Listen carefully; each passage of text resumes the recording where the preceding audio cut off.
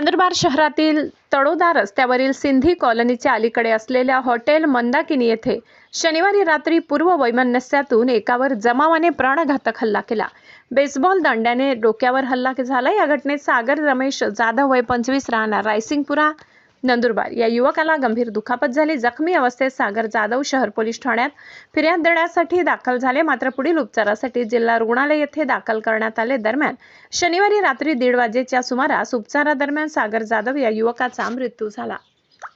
या प्रकरणी संशयित आरोपी म्हणून विकी राजपूत, कैलास पाडवी, बंटी वसंत चौधरी, DK ठाकरे आणि अन्य 1 असे 5 जणांविरुद्ध कलम 302 प्रमाणे गुन्हा दाखल करण्यात आलाय। कायदा व सुव्यवस्थेच्या दृष्टीने जिल्हा पोलीस दलाने घटनास्थळी भेट दिली असून CCTV फुटेज ताब्यात घेतले। तसेच तळोदा रस्त्यावरील हॉटेल मंदाकिनी परिसर आणि रायसिंगपुरा भागात पोलीस बंदोबस्त लावण्यात आलाय।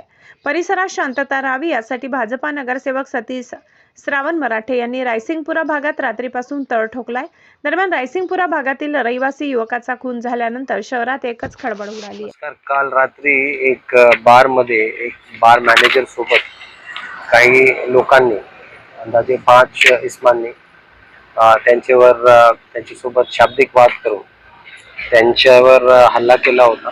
त्याचे फिजिकल असॉल्ट केल्यामुळे त्यांची उपचारादरम्यान मृत्यू झाला आणि या अनुषंगाने सदर पीडितची मृत्यू झाल्याने उपनगर पोलीस स्टेशन अंतर्गत सर्व इस्मांविरुद्ध मर्डरचे अंतर्गत गुन्हा नोंद करण्यात आला। त्याचबरोबर राईटचे कलम लावून याच्यामध्ये गुन्हा दाखल करण्यात आलेला आहे। तपासाचा काम पोलीस निरीक्षक संदीप पाटील हे करत आहेत आणि पुढचा तपास सुरू आहे।